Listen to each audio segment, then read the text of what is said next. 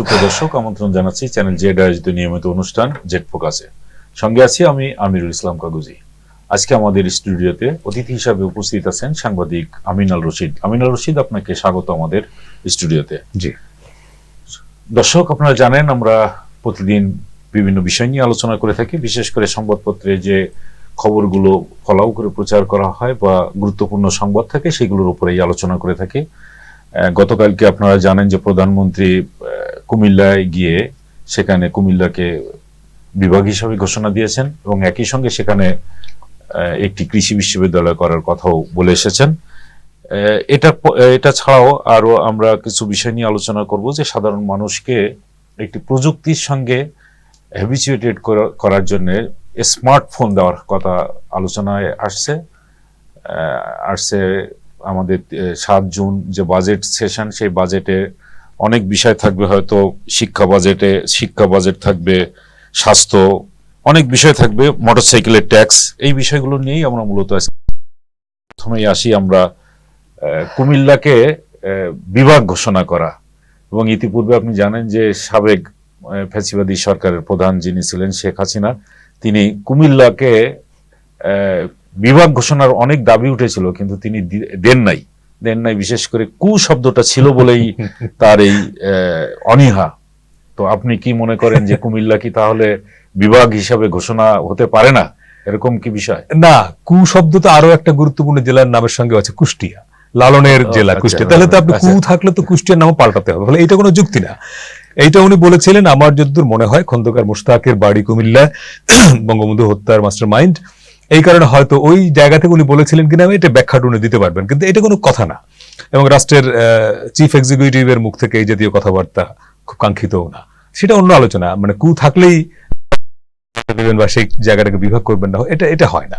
এখন কথা হলো যে নোয়াখালী বিভাগ চাই, আপনার মনে আছে, এটার স্লোগানে পরিণত হলো এবং সোশ্যাল মিডিয়ায় আপনি খেয়াল করবেন যে এটা নোয়াখালীর লোকেরা যৌক্তিক কারণেই এই দাবিটা তুলেছিলেন শুরুর দিকে।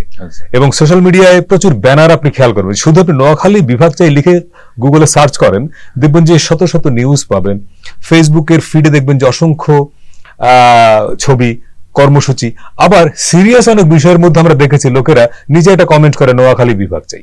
অর্থাৎ এই যে নোয়াখালী বিভাগ চাই বিষয়টাকে লোকেরা রসিকতার পর্যায়ে নিয়ে গেল, কিন্তু দাবিটা নোয়াখালীবাসীর যৌক্তিক। একইভাবে দেখেন কুমিল্লা বিভাগ চাই, এই যে কুমিল্লা বিভাগ হবে, নোয়াখালী বিভাগ হবে কি হবে না, ফরিদপুর বিভাগ হবে কি হবে না, এই আলোচনাগুলো একটা অ্যাঙ্গেল, যে স্থানীয় মানুষেরা মনে করে যে বিভাগ হলে তার সেবা বাড়বে, তার সুবিধা বাড়বে, তার জীবনমানটা বাড়বে, এটা প্রত্যাশা করে। বাস্তবতা হলো বিভাগ হওয়ার পরে আদৌ কি সেই এলাকার মানুষের জীবনমান উন্নত হয় বা হয়েছে? ধরেন ময়মনসিংহ সবশেষ বিভাগ হলো, ময়মনসিংহ শহরটা কি বিভাগ হওয়ার আগে ময়মনসিংহের মানুষের যে জীবনমান ছিল তার চেয়ে উন্নত হয়েছে? ধরেন বরিশাল বিভাগ, এরপর ধরেন সিলেট বিভাগ, যেগুলো বিভাগীয় শহর, আপনি বিভাগীয় শহরগুলো একটু যদি যান তাহলে বিভাগ হওয়ার আগের অবস্থা যা ছিল সেখান থেকে উত্তরণ কতটুকু ঘটেছে আমরা ঠিক জানি না।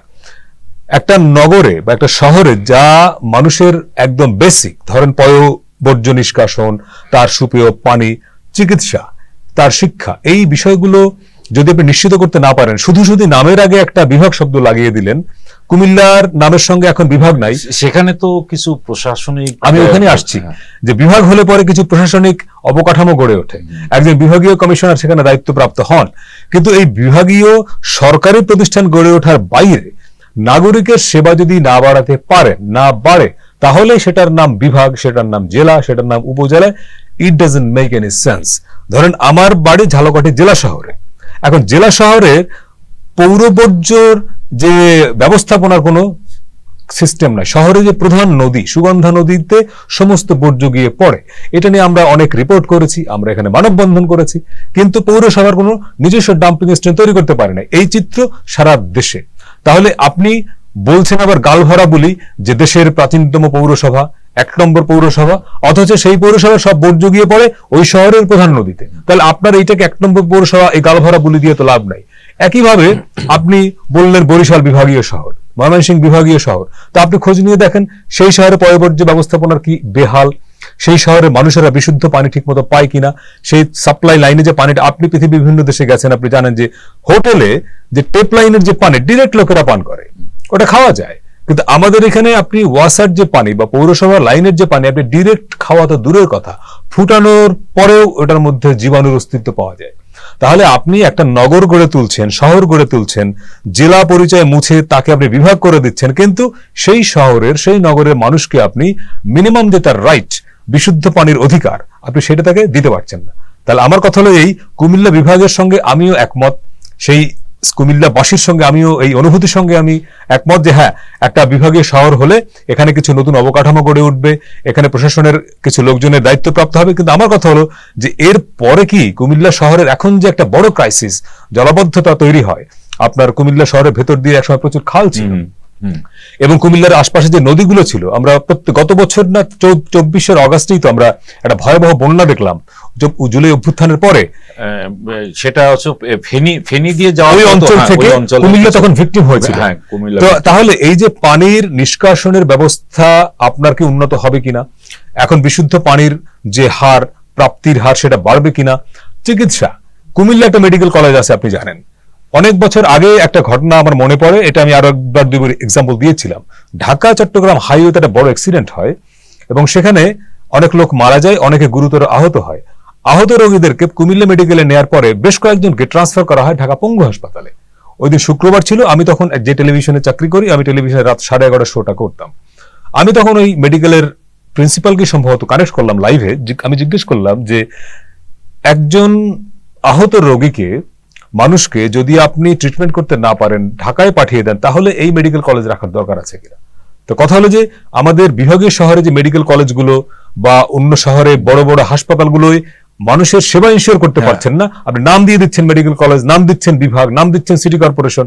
আমার পয়েন্ট হচ্ছে ওইখানে যে কুমিল্লা আপনি বিভাগ করেন, কোনো অসুবিধা নাই, আপনি আরো 10টা বিভাগ বানান, কিন্তু নাগরিক সুবিধা এইটা আপনাদের ইনশিওর করতে হবে। বর্জ্য ব্যবস্থাপনা ঠিক করতে হবে, পানির প্রাপ্যতা নিশ্চিত করতে হবে, এবং সেই বিভাগীয় শহরের যে হাসপাতাল, সেই হাসপাতালে খুব ক্রিটিক্যাল ছাড়া সমস্ত রোগের চিকিৎসা হতে হবে, এটা সরকারকে এনশিওর করতে হবে। এখন হামের এই যে প্রাদুর্ভাব মহামারী আকার ধারণ করলো, এত মানুষ কেন ঢাকায় আসে? সেই ঝিনাইদহ থেকে ঢাকায় আসে, কুড়িগ্রাম থেকে ঢাকায় আসে, ইভেন বরিশাল শেরে বাংলা মেডিকেল কলেজ থাকার পরেও বরিশালের অসংখ্য শিশু এখন ঢাকার বিভিন্ন হাসপাতালে। তাহলে বরিশাল শেরে বাংলা মেডিকেল কলেজ রাখার দরকার নাই তো? বেশিরভাগ জায়গায় তো আমাদের আইসিইউ সাপোর্ট নেই। নাই, কেন থাকবে না? আপনি একটা মেডিকেল কলেজ গড়ে তুলছেন, সেখানে আইসিইউ নাই, পিআইসিইউ তো নাই, মানে বাচ্চাদের জন্য যেটা এখন বেশি দরকার পিআইসিইউ, সেই পিআইসিইউ তো নাই। তাহলে আমি যদি হামের মতো একটা নিরীহ রোগ ম্যানেজ করতে না পারি, তাহলে আমি গালভরা নাম দিলাম মেডিকেল কলেজ, আমি গালভরা নাম দিলাম বিভাগীয় শহর, গালভরা নাম দিলাম প্রথম শ্রেণীর পৌরসভা, কিন্তু আমার একজন নাগরিক অসুস্থ হলে তাকে আসতে হয় ঢাকায়। তাহলে এইসব নামকরণের তো কোনো মানে নাই। ফলে আমার কথা হলো যে আপনি কুমিল্লাকে বিভাগ করবেন, এরপরে হয়তো ফরিদপুরকে বিভাগ করবেন, নোয়াখালীও হয়তো একসময় বিভাগ হবে, কারণ নোয়াখালীর লোকের এখন ক্ষমতার কাঠামোর মধ্যে আছে, আপনি দেখবেন নোয়াখালী বিভাগ হয়ে যাবে, হোক, কোনো অসুবিধা নাই। কিন্তু এই সেবাগুলো যদি আপনি নিশ্চিত করতে না পারেন, তাহলে নাম পরিবর্তন করে আলটিমেটলি এবারে হাম এই যে ভাবে আসলো, তাতে কি মনে হয় যে সরকারের মানে চোখ খুলে দেওয়ার একটা ব্যাপার চলে আসছে সামনে? চোখ খুলেছে কিনা আমি জানি না। আপনি দেখেন হামের যখন প্রাদুর্ভাবটা শুরু হলো, জনস্বাস্থ্যবিদদের অনেকেই আপনি খেয়াল করবেন যে বলেছেন যে এটা জরুরি অবস্থার মতো, মানে স্বাস্থ্যের জরুরি অবস্থা এবং এটা মহামারী আকার ধারণ করছে। কিন্তু আমরা দেখলাম যে সরকারের কর্তা ব্যক্তিরা শুরুর দিকে যেই ভাষায় কথা বলেছেন, সেই ভাষাগুলো ছিল বিগত দিনের মন্ত্রীরা যে ভাষায় কথা বলতেন। বিগত দিনে আমরা দেখেছি যে যখন মন্ত্রীর চেয়ারে কেউ বসেন, উপদেষ্টার চেয়ারে বসেন, বিশেষ সহকারী কিংবা সচিব, আমলা, ওনাদের ভাষাগুলো অভিন্ন, যে ওনাদের কোনো দোষ নাই, ওনারা সর্বোচ্চ চেষ্টা করছেন, সব দোষ আগের সরকারের, আগের সরকার এটা করে নাই, ওটা করে নাই, সেজন্য এটা হয়েছে। তো এই হামটা কিন্তু মানে বিগত অন্তর্বর্তী সরকারের একটা গাফিলতি, এটা তো এখন প্রমাণিত। কিন্তু আমি বলছি যে টিকা তার প্রিমেজার যেটা নেওয়া হয়, সেইখানে আমি আসছি। ধরেন এইটা একটা দিক যে অন্তর্বর্তী সরকারের আমলে টিকা কেনা যায় নাই, টিকা কেনা কেন যায় না সেই ব্যাখ্যাটা আমরা হাম এবং পোলিওর ব্যাপারে বাংলাদেশ কিন্তু সবচেয়ে এগিয়ে ছিল। আমি সেটাই বললাম যে হাম একটা নিরীহ অসুখ। এই হাম তো ছোটবেলায় আমাদেরও সম্ভবত হয়েছে এবং আমাদের সন্তানদের, আমাদের আত্মীয় স্বজনের প্রত্যেকেরই হাম হওয়ার এক্সপেরিয়েন্স আছে, এবং হামে কেউ মারা যায়, এটা তো একটা অদ্ভুত ব্যাপার। হামে একটা বাচ্চা মারা যাবে, কারণ হাম হবে আবার ঠিক হয়ে যাবে, কিন্তু এই যে হামে শিশু মারা যাচ্ছে, এটা স্ট্রেট আমি মনে করি যে রাষ্ট্রের অব্যবস্থাপনা এবং অবহেলার জন্য এটা হয়, এবং এর জন্য রাষ্ট্র দায়ী। কারণ সময় মতো একটা শিশু হামের টিকা পাবে, এটা হচ্ছে তার রাইট, এটা তার সাংবিধানিক রাইট। সংবিধানের 18 অনুচ্ছেদে পরিষ্কার বলা আছে জনস্বাস্থ্য এনশিওর করা রাষ্ট্রের দায়িত্ব, সেই জনস্বাস্থ্যের মধ্যে টিকাটা পড়ে। কিন্তু তাহলে আপনি এই যে জনস্বাস্থ্য নিশ্চিত করতে পারলেন না, ফলে আপনি কিন্তু সংবিধানের 18 এই আর্টিকেল আপনি ভায়োলেট করলেন, পরিষ্কার কথা এক। দ্বিতীয়ত, ইন্টারিম গভর্নমেন্টের তরফে ওই সময়ের যিনি অর্থ উপদেষ্টা ছিলেন সালাউদ্দিন আহমেদের একটা ইন্টারভিউ আমি দেখলাম, উনি দাবি করছেন যে ওনারা 1000 কোটি টাকা ছাড় করে এসেছিলেন টিকা কেনার জন্য, আমলাতান্ত্রিক জটিলতা এটা ছাড় হয় নাই। উনি দায়ী করছেন যে যদি আমলাতান্ত্রিক জটিলতার কারণে টাকাটা ছাড় না হয় সেই দায়ীকে আমরা নেব। এখন আমার প্রশ্ন হলো, সত্যি সত্যি যে ওনার অভিযোগ সত্য হয় যে আমলাতান্ত্রিক জটিলতার কারণে টাকাটা আমাদের কারা তাদেরকে খুঁজে বের করেন, কারা, এবং তাদেরকে বের করতে হবে, তাদেরকে বের করতে, তাদেরকে আপনি জবাবদিহির আওতায় আনেন, এবং যত আপনি দায় চাপান না কেন আলটিমেটলি পুরো অভিযোগের তীরটা যাবে তৎকালীন স্বাস্থ্য উপদেষ্টার দিকে। নূরজাহান বেগম স্বাস্থ্য উপদেষ্টা বানানোর পর থেকে তাকে নিয়ে প্রচুর সমালোচনা হয়েছে। ইভেন এনসিপি যারা সরকারের সবচেয়ে ঘনিষ্ঠ ছিল, এনসিপির হাসনাত আব্দুল্লাহ তো একাধিক অনুষ্ঠানে নূরজাহান বেগমের পদত্যাগ দাবি করেছেন, কিন্তু তাকে তো সরানো হয় নাই। এবং কোন ক্রাইটেরিয়ায়, কোন বিবেচনায়, কোন অভিজ্ঞতায় তাকে স্বাস্থ্য উপদেষ্টা বানানো হয়েছিল আমরা জানি না। প্রচুর সমালোচনা হয়েছে, কিন্তু তিনি মানে লাস্ট ডে পর্যন্ত এই পদে, এই চেয়ারে ছিলেন। ফলে তাকে জিজ্ঞাসাবাদের আওতায় আনা দরকার যে উনি কেন এরকম একটা বিরাট মানে গাফিলতি উনি করলেন, এক। দ্বিতীয়ত, আমি মনে করি এটা হলো একটা দিক, কিন্তু এরপরে নতুন সরকার যখন এলো, আপনারা যদি আগের সরকার দায় চাপান এবং দায় চাপে নিজেকে দায় মুক্ত করতে চান, সেটা হবে না। আপনি আপনার রোলটা প্লে করছেন কিনা, স্বাস্থ্য আপনার মনে আছে কিনা স্বাস্থ্যমন্ত্রী টিকা অলরেডি মানে দেওয়া হচ্ছে এবং দেওয়া হচ্ছে, কিন্তু বাইরে ছিল তাদেরকে আনা হচ্ছে, ম্যানেজমেন্ট হচ্ছে না। তো গত শুক্রবার দিন আমাদের টেলিভিশন চ্যানেলে একটা খবর হল, ঢাকার একটি খুব গুরুত্বপূর্ণ হাসপাতাল যেখানে প্রচুর হামের রোগী ভর্তি, দুপুরবেলা গিয়ে আমাদের রিপোর্টার দেখলো হাসপাতালে কোনো ডাক্তার নাই, জরুরি বিভাগে কোনো ডাক্তার নাই। শুক্রবার ছুটির দিন হলে যেই হাসপাতালে অসংখ্য হামের রোগী ভর্তি, বাচ্চারা মুমূর্ষ, সেইখানে কোনো ডাক্তারের ছুটি থাকতে পারে? সেইখানে নামাজের অজুহাতে, কিংবা নামাজ তো পড়তে যাবেন, নামাজ তো একটা সার্টেন টাইম পরে আবার আসবেন তো আপনি, নামাজের পরে 2টার সময়ও দেখা গেল সেখানে জরুরি বিভাগে পর্যন্ত কোনো ডাক্তার নাই, হাম ডেডিকেটেড ওয়ার্ডে কোনো চিকিৎসক নাই।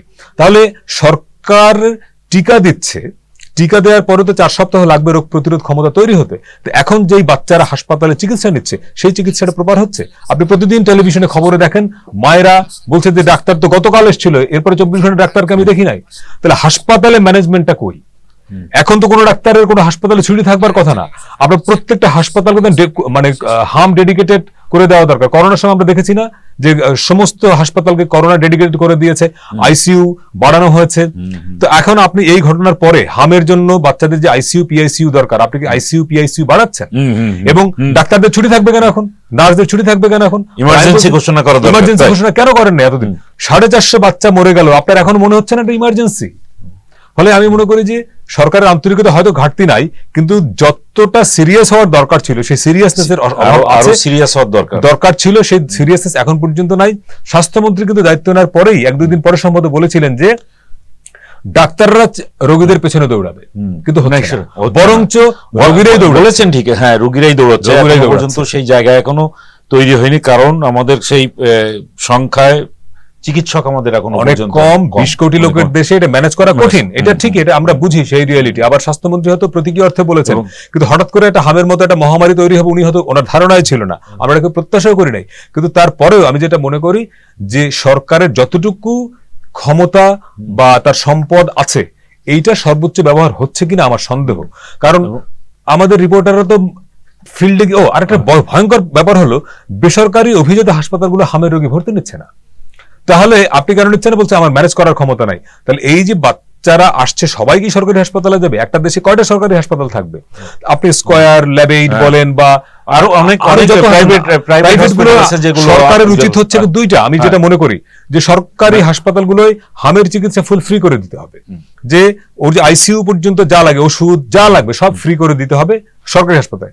বেসরকারি হাসপাতালে নামমাত্র মূল্যে চিকিৎসাটা ইনশিওর করতে হবে, বাকিটা সরকারকে ভর্তুকি দিতে হবে। আপনি এইটা, এবং কোন বেসরকারি হাসপাতালের বিরুদ্ধে যদি অভিযোগ আসে যে হামের রোগী ভর্তি নেয় নাই, হাসপাতালের নিবন্ধন বাতিল বিনা চিকিৎসায় বা এই স্বাস্থ্য অবহেলার কারণে, মানে স্বাস্থ্য বিভাগের অবহেলার কারণে তো আমরা কোন শিশুর মৃত্যু দেখতে চাই না। অবশ্যই না। তো এবং স্বাস্থ্যমন্ত্রী কিন্তু একটা কথাও আবার বলেছেন যে এইগুলো জরুরি অবস্থা মানে মোকাবেলা করার জন্য স্বাস্থ্য বাজেট বাড়ানোর কথা তিনি বলেছেন। স্বাস্থ্য বাজেট বাড়ানোর কথা বলেছেন, শিক্ষা বাজেট, এই বাজেটগুলো কিন্তু বাড়ানো খুবই জরুরি। আমরা দেখতে পাচ্ছি যে সরকার প্রধান মানে প্রধানমন্ত্রীর যে ট্রাস্ট আছে সেই ট্রাস্টের থেকে আমাদের এখানে যারা মানে কি বলবো দরিদ্র ছাত্র তাদের জন্য অনার্সে যারা আছে, তারপরে স্নাতক পর্যায়ে যারা আছে তাদের জন্য একটা উপবৃত্তিরও ব্যবস্থা করছেন। তো এই বিষয়গুলো কি কোন দৃষ্টি থেকে দেখছেন আপনি একটু বলে যাবেন, আরো একটু কথা বলবো আমি পরে। না, এটা তো খুবই ভালো। ধরেন আমরা যেটা দেখি যে এই সরকার দায়িত্ব নেওয়ার পর থেকে অনেকগুলো জনতুষ্টিমূলক কর্মসূচি হাতে নিয়েছে যেগুলো খুব প্রশংসিত হচ্ছে। ধরেন সবচেয়ে বেশি আলোচনা আছে ফ্যামিলি কার্ড।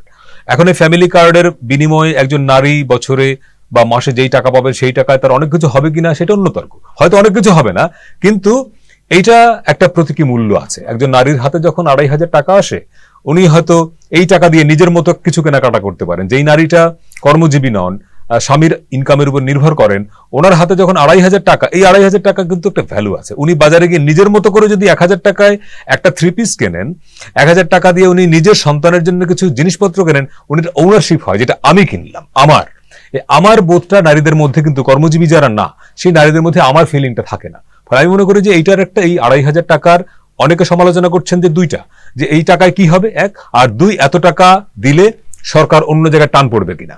তো এই উত্তরটা সংসদে প্রধানমন্ত্রী দিয়েছেন যে তিনি মনে করেন না যে এই 2,500 টাকার ফলে বা ফ্যামিলি কার্ডের মধ্য দিয়ে যে টাকাটা রাষ্ট্রের খরচ হবে এটা মানে বাইরে তো কোথাও যাচ্ছে না, এই টাকাটা দেশের বাজারে থাকছে। ওই 2,500 টাকা ওই নারী এই টাকাটা পাচার করবেন না, ওই নারী ওনার বাড়ির সামনের দোকান থেকেই জিনিসপত্র কিনবেন। ফলে এইটার ব্যাখ্যাটা লজিক্যাল। আর তারা অন্য জায়গায়ও বিনিয়োগ করে থাকে। অনেক নারী যেটা হবে, নারীদের যেটা হয় প্র্যাকটিস, ওনাদের হাতে যখন 500 টাকা আসে উনি 100 টাকা সেভ করেন। ধরেন আমি আমার স্ত্রীকেও তো দেখি যে টুকটাক তাকে ফাঁকে ফাঁকে যে টাকা পয়সা আমি মাঝে মধ্যে দেই, কিংবা ধরেন উনি নানা জায়গা থেকে পান, গিফট পান, বা ধরেন কেউ মানে কি বলে আমার সন্তানকে দেখতে এসে একটু টাকা দিয়ে যায়, এই টাকাগুলো কিন্তু খরচ করেন, মানে জমা রাখেন। বছর শেষে গিয়ে হঠাৎ করে আবিষ্কার করা যায় যে উনি একটা জিনিস কিনেছেন, কেন এই টাকা জমানো টাকা। ফলে এই যে 2,500 টাকা যে নারীরা পাবেন, আপনি দেখবেন সব টাকা উনি খরচ করবেন না, উনি একটা অংশ জমাবেন। বছর শেষে বা 5 বছর পরে উনি ওই দেখবেন ওটাতে কোনো একটা ঘরের বা সংসারে কোনো একটা জিনিস উনি কিনবেন। ফলে আমি মনে করি যে এই যে ফ্যামিলি কার্ডের মধ্য দিয়ে নারীর এক ধরনের অর্থনৈতিক সক্ষমতা কিন্তু বাড়বে, এক ধরনের ক্ষমতায়নের ভূমিকা রাখবে। সেই সঙ্গে আপনি যে এক্সাম্পলটা দিলেন আপনার অনার্স পড়ুয়া বাচ্চাদেরকেও, সেই শিক্ষার্থীদের কিছু টাকা দেওয়া, এবং বাংলাদেশে উপবৃত্তি ছাত্রে চালু করেছিলেন বেগম জিয়া।